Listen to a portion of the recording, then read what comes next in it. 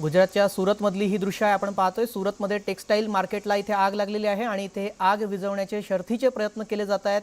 अद्याप ही आग आटोक्यात आलेली नाही आहे आणि आग विझवण्याचे प्रयत्न इथे केले जात आहेत।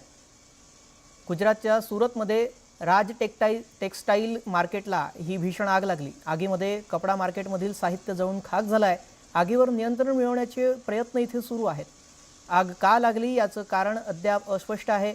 आगीमध्ये कोट्यावधींचं साहित्य जळून खाक झालंय। सुदैवानं या आगीमध्ये कोणतीही जीवितहानी झालेली नाहीये।